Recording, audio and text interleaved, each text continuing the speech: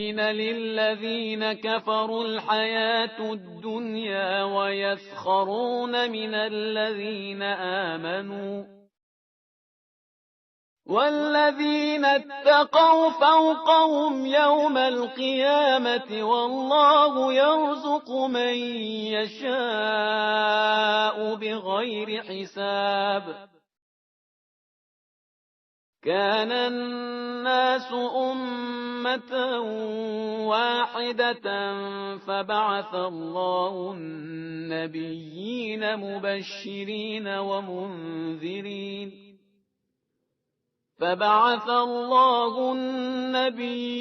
مبشرين ومنذرين وأنزل معهم الكتاب بالحق ليحكم بين الناس فيما اختلفوا فيه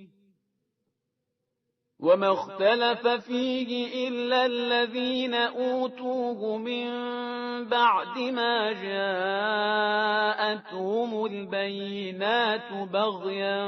بينهم فهدى الله الذين آمنوا لما اختلفوا فيه من الحق بإذنه والله يهدي من يشاء إلى صراط مستقيم أم حسبتم أن تدخلوا الجنة ولما يأتكم مثل الذين خلوا من قبلكم مستهم البأساء والضراء وزلزلوا حتى يقول الرسول والذين آمنوا معه متى نصر الله ألا إن نصر الله قريب يسألونك ماذا ينفقون قل ما أنفقتم من خير فللوالدين والأقربين واليتامى والمساكين وابن السبيل وما تفعلوا من خير فإن الله به عليم. اعوذ باللہ من الشیطان الرجیم. بسم اللہ الرحمن الرحیم. الحمد للہ رب العالمین والصلاة والسلام علی اشرف الانبیاء والمرسلین واہل بیتہ الطیبین الطاہرین المعصومین. اما بعد. سورہ مبارکہ بقرہ آیت نمبر 212 سے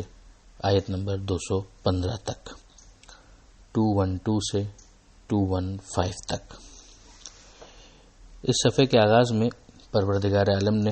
ان لوگوں کا ذکر کیا ہے کہ جنہوں نے کفر کو اختیار کیا کہ ان کے لیے دنیا کی زندگی مزین کر دی گئی ہے. ظاہر انسان اس دنیا کے اندر جو موجود ہے تو اس کا نفس ہے، خواہشات اس کے اندر موجود ہیں، اور وہ ان خواہشات کی وجہ سے بہت کچھ ان چیزوں پر کہ جسے وہ اپنی عقل کے ذریعے سمجھتا بھی ہے، جو علم سے حاصل ہوتا ہے، اس کے اوپر وہ کمپرومائز کرتا ہے اور اپنی خواہشات کو ترجیح دیتا ہے. پھر باہر سے ظاہر ہے کہ شیطان کی طرف سے بھی تحریک ہوتی ہے، ترغیب ہوتی ہے. شیطان بھی بہکانے کا کام کرتا ہے اور یہ نفس امارہ بھی اندر سے انسان کو بہکاتا ہے. تو اب پروردگار عالم یہ فرماتا ہے کہ جس کی وجہ سے دنیا کی زندگی ان کے لیے مزین کر دی گئی ہے. اب وہ آخرت کو گویا جاننے کے بعد بھی کہ ہاں آخرت ہے، مگر دنیا کی زندگی کو اس پر ترجیح دیتے ہیں، اور ان لوگوں کا جو صاحبان ایمان ہیں ان کا مذاق اڑاتے ہیں. یہاں پر نوٹ کرنے والی بات ہے کہ الذین کفروا ہے اور الذین آمنوا، یعنی جنہوں نے کفر اختیار کیا ان کا یہ معاملہ ہے، اور ان لوگوں کا یہ مذاق اڑاتے ہیں کہ جن لوگوں نے ایمان کو قبول کیا. یعنی ایمان بھی بائی چوائس ہے اور کفر بھی یہاں پر بائی چوائس ہے.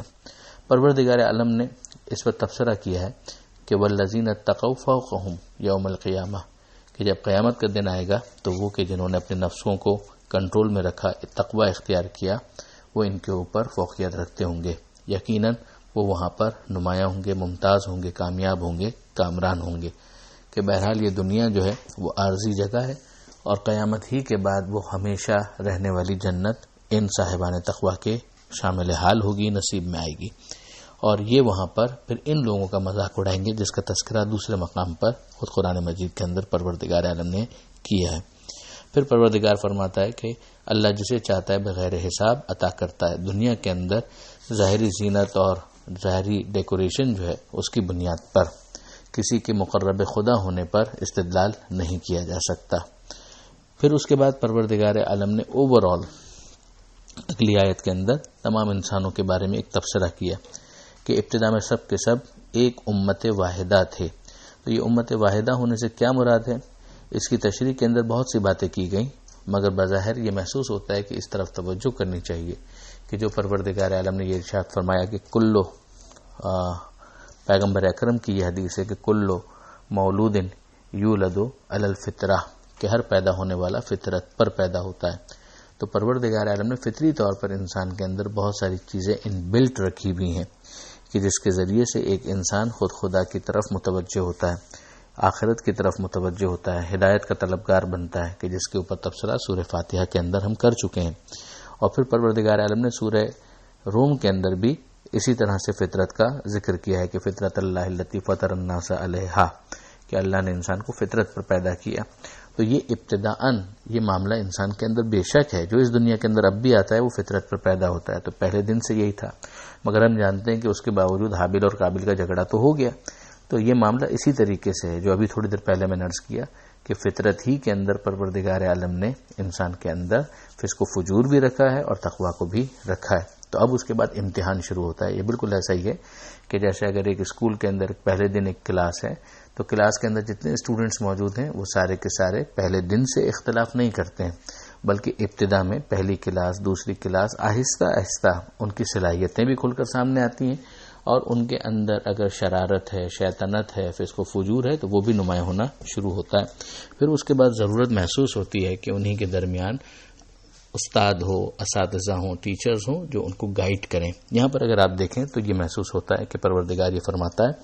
کہ یہ لوگ پہلے امت واحدہ تھے، ایک ہی دین کے اوپر تھے، ایک ہی فطرت کے اوپر تھے۔ اللہ نے ان کے درمیان پھر نبیوں کو بھیجا جو بشارت دینے والے تھے، خوشخبری دینے والے تھے اور ڈرانے والے تھے۔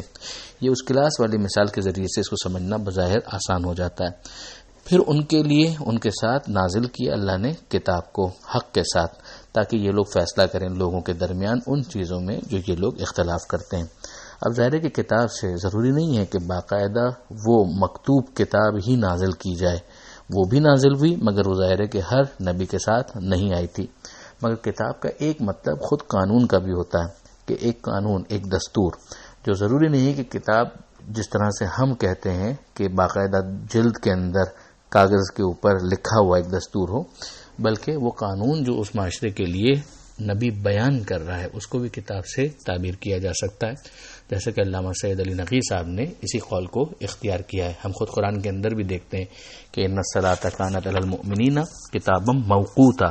یہاں پر نماز کو بھی کتاب سے تعبیر کیا گیا ہے۔ تو کتاب سے یہاں پر مراد ظاہر ہے کہ ایک فرض ہے، ایک ذمہ داری ہے کہ جس کو یہاں پر کتاب سے تعبیر کیا گیا۔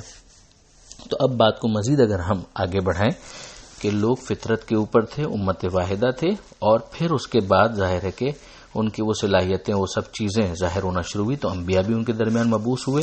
جو بشارت دینے والے، خوشخبری دینے والے، ڈرانے والے، ساتھ ہی ساتھ ایک قانون دستور جو حق کے ساتھ ان کے پاس تھا، تاکہ وہ فیصلہ کر سکیں لوگوں میں ان اختلافات کے بارے میں کہ جو وہ کر رہے تھے۔ اور جو ان کے اختلاف تھے وہ بعد اس کے ہوئے کہ انہوں نے، ان کے پاس وہ دستور موجود تھا، تو اب ان کے پاس کوئی حجت بھی باقی نہیں رہی جبکہ بینات آ چکے تھے۔ تو اب یہ نفس کے باطن کی جو بغاوت ہے، خباثت ہے، اس کی وجہ سے یہ سب ہوا۔ تو اللہ یقیناً ہدایت کرتا ہے ان لوگوں کی جو ایمان لائے ان چیزوں میں کہ جو انہوں نے اختلاف کی۔ تو اب یہاں پر جو صاحبان ایمان ہے ظاہر ہے کہ وہ خدا کی طرف سے اس فیصلے کو جو انبیاء کے ذریعے سے ان تک پہنچ رہا ہے اس کو وہ قبول بھی کر لیں گے، اور اللہ جس کو چاہتا ہے صراط مستقیم کی ہدایت کرتا ہے، اس کا چاہنا بلا وجہ قطعاً نہیں ہو سکتا، بلکہ حکیم کا فعل حکمت سے کبھی خالی نہیں ہوتا۔ تو وہ جو ہدایت کو قبول کرنا چاہتے ہیں پھر ان کی ہدایت پروردگار کر دیتا ہے۔ اگلی آیت کے اندر پروردگار عالم نے انسان کے ذہن کے اندر اگر کوئی ایسا خیال ہے کہ اسے جنت فری آف کاسٹ مل جائے گی تو اس کو نکالا ہے۔ کھرچ کر مٹانے کی کوشش کی ہے کہ کیا تمہارا یہ خیال ہے کہ تم جنت میں داخل ہو جاؤ گے جبکہ ابھی تمہارے اوپر وہ پریشانیاں نہیں آئیں جو تم سے پہلے گزر چکی ہیں، فقر و فاقہ، سختیاں، اتنے ہچکولے ان کو دیے گئے، جھٹکے دیے گئے، یہاں تک کہ رسول اور صاحبان ایمان کہہ اٹھے جو ان کے ساتھ تھے کہ کہاں ہے اللہ کی مدد، آگاہ ہو جاؤ کہ اللہ کی مدد بہت قریب ہے۔ یہاں پر یہ مانا جا سکتا ہے کہ جو پہلا جملہ ہے کہ کہاں ہے اللہ کی مدد، یہ صاحبان ایمان کا جملہ ہے، اور رسولوں کا جملہ ہے کہ آگاہ ہو جاؤ کہ اللہ کی مدد بہت قریب ہے، تو اس کے ذریعے سے وہ دلاسا ہے۔ تو مومنین ایک تمنا کے اظہار کرتے ہیں کہ کب وہ اللہ کی مدد آئے گی، ہم اس کے مشتاق ہیں، اور رسولوں کی طرف سے دلاسا دیا جاتا ہے۔ مگر اتنا تو سمجھ میں آتا ہے کہ صاحبان ایمان کو اس امت کے اندر بھی یہ سمجھایا جا رہا ہے کہ دنیا جو ہے وہ عیاشی کی جگہ نہیں ہے، عیش کی جگہ نہیں ہے، دنیا امتحان کی جگہ ہے، یا مشکلات پریشانیاں آئیں گی۔ پہلے بھی اس بات کو سورہ بقرہ کے اندر بیان کیا گیا، مزید یہاں پر ایک دفعہ پھر بیان کیا گیا۔ پھر امتحان کا ایک انداز کہ یہاں پر پروردگار عالم فرماتا ہے یسألونکا کہ اے حبیب یہ آپ سے سوال کرتے ہیں۔ آپ کے ذہن میں ہوگا کہ پہلے بھی اس انداز کو ہم دیکھ چکے ہیں، چاند کے حوالے سے جو انہوں نے پوچھا تھا یہ چاند کس لیے، ہلال کس لیے۔ اب یہاں پر اسی انداز کو ہم مزید دیکھتے ہیں کہ یہ آپ سے سوال کرتے ہیں کیا خرچ کیا جائے، یعنی اب یہ ایک امتحان تو ہے نا کہ جو صاحب ثروت ہے، جس کے پاس گنجائش ہے، وہ خرچ کرے، تو کیا خرچ کرے؟ پروردگار نے اس کا مصرف بتایا کہ اس خرچ کو کہ جو تم کرنے والے ہو کہاں پر خرچ کرو گے، کس جگہ پر۔ والدین پر خرچ ہوگا، رشتہ داروں پر خرچ ہوگا، یتیموں پر خرچ ہوگا، مسکینوں پر خرچ ہوگا، پردیسی مسافر پر خرچ ہوگا، اور جو تم خیر کا عمل کرتے ہو یقیناً اللہ اس سے واقف ہے، جانتا ہے۔ یہیں پر یہ آیت کے اندر جو مصرف بیان کیا گیا اسی سے ہمیں سمجھ میں آ گیا کہ اس سے زکوٰۃ اور خمس مراد نہیں ہے، بلکہ یہ دوسرا انفاق ہے، الگ انفاق ہے، واجب سے ہٹ کر، اس لیے کہ زکوٰۃ واجب تو والدین کے اوپر خرچ نہیں کی جائے گی، بلکہ وہ تو انسان کے لیے ذمہ داری الگ سے بن جائے گی۔ اسی طرح سے بعض بہت قریبی رشتہ دار ہیں کہ جن کے حوالے سے کچھ ریسٹرکشنز ہیں، تو یہاں پر پروردگار عالم نے اس واجب ریلیجیس لیوی سے ہٹ کر، جو مالی واجبات ہیں ان سے ہٹ کر پروردگار عالم نے انفاق کی بات کی ہے کہ یہ سوال کرتے ہیں تو یہ سوال بھی اچھا ہے، مگر اس کا جواب یہ ہے کہ یہ یہاں پر خرچ کریں، اور جو بھی یہ خیر کا کام کرتے ہیں اس میں انفاق بھی آ گیا اور دوسری چیزیں بھی آ گئیں، تو جان لو کہ اللہ ان سے واقف ہے، کچھ بھی اوور لک نہیں ہوگا، نظر انداز نہیں ہوگا۔ من یعمل مثقال ذرۃ خیرا یرہ، ذرہ برابر اگر کوئی خیر کرے گا تو وہ اسے وہاں پر موجود پائے گا، اللہ کے پاس اسے دیکھے گا۔ پروردگار عالم ہمیں زیادہ سے زیادہ امور خیر انجام دینے کی توفیق عطا فرمائے۔ مالک قرآن مجید سمجھنے اور اس پر عمل کرنے کی توفیق عطا فرما۔ وارث قرآن امام زمانہ کے ظہور میں تعجیل فرما۔ وآخر دعوانا ان الحمد للہ رب العالمین، والسلام علیکم ورحمۃ اللہ وبرکاتہ۔